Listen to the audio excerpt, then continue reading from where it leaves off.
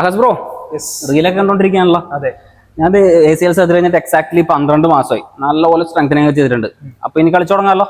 കളിച്ചു തുടങ്ങാൻ വരട്ടെ. അതിനു മുമ്പ് നമുക്ക് കുറച്ച് റിട്ടേൺ ടു സ്പോട്ട് ടെസ്റ്റുകൾ ചെയ്ത് നോക്കാനുണ്ട്. ഒബ്ജക്റ്റീവ് ടെസ്റ്റുകൾ. അതെ, നമുക്ക് ഈ വീഡിയോയിലൂടെ ആ ഒബ്ജക്റ്റീവ് ടെസ്റ്റുകൾ ഏതൊക്കെയാണെന്ന് നോക്കാം. സിംഗിൾ ലെഗ് ഹോപ്പ്, ഒരു കാലിൽ തന്നെ മുന്നോട്ടേക്ക് ചാടുക. ഇവിടെ നമ്മൾ അളക്കുന്നത് സിംഗിൾ ലെഗ് പവർ, അതുപോലെ തന്നെ strength and landing stability.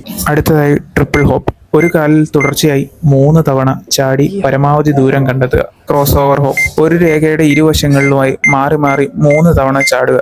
6 metre timed hope, 6 metre ദൂരം ഒരു കാലിൽ ചാടി എത്രയും വേഗത്തിൽ പൂർത്തിയാക്കുക. ഒരു കാലിൽ ഉറച്ചു നിന്നുകൊണ്ട് മറ്റേ കാൽ കൊണ്ട് 3 വ്യത്യസ്ത ദിശകളിലേക്ക് പരമാവധി ദൂരം തൊടാൻ ശ്രമിക്കുക, ഏകദേശം ഒരു Y ആകൃതിയിൽ. ശരീരത്തിന്റെ ബാലൻസ്, മൊബിലിറ്റി, ന്യൂറോമസ്കുലർ കൺട്രോൾ എന്നിവ ഇതിലൂടെ പരിശോധിക്കപ്പെടുന്നു. 6-മതായി ഐസോമെട്രിക് ഡൈനാമോമീറ്റർ സ്ട്രെങ്ത് ടെസ്റ്റ്, ഒരു ഉപകരണം ഉപയോഗിച്ച് പേശികളുടെ കരുത്ത്, സ്ട്രെങ്ത് അളക്കുന്നു. സാധാരണയായി ലിം സിമെട്രി ഇൻഡെക്സ് 90% മുകളിലുള്ള ആൾക്ക് മാത്രമേ കളിക്കളത്തിലേക്ക് റിട്ടേൺ ചെയ്യാൻ അനുവാദം നൽകുകയുള്ളൂ. 7-മതായി ലാൻഡിംഗ് മെക്കാനിക്സ്, ചാട്ടത്തിന് ശേഷം താരം എങ്ങനെ നിലത്തിറങ്ങുന്നു എന്ന് നിരീക്ഷിക്കുന്നു.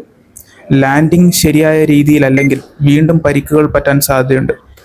ഇതൊക്കെയാണ് റിട്ടേൺ ടു സ്പോട്ടിന് മുമ്പ് ചെയ്തിരിക്കേണ്ട ഒബ്ജക്റ്റീവ് ആയിട്ടുള്ള ടെസ്റ്റുകൾ.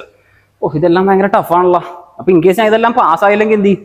ഇത് പാസ്സായില്ല എന്നുണ്ടെങ്കിൽ ഒന്നും കൂടി റീഅപ്പിയർ ചെയ്യണം ഇതേ ടെസ്റ്റുകൾക്ക് വേണ്ടി. സ്ട്രെങ്ത് ബിൽഡ് ചെയ്യണം, ലിം സിമെട്രി കറക്റ്റ് ആയിരിക്കണം. എന്നാൽ മാത്രമേ റിട്ടേൺ ടു സ്പോട്ടിലേക്ക് പോകാൻ പറ്റുകയുള്ളൂ. അല്ലെങ്കിൽ സ്പോട്ടിൽ നിന്ന് മാറി നിൽക്കുന്നതാണ് അഭികാമ്യം. അപ്പൊ റിട്ടയർ ആവാനുള്ള സാധ്യത കൂടുതലാണല്ലേ? ശരി, അപ്പൊ എനിക്ക് ഇനി ഒരു ACL കൂടി താങ്ങാൻ വയ്യ. ഇതെല്ലാം കറക്റ്റ് ആയിട്ട് ചെയ്തതിന് ശേഷം സ്പോട്ട് ചെയ്യാം. അപ്പോൾ thank you for your information.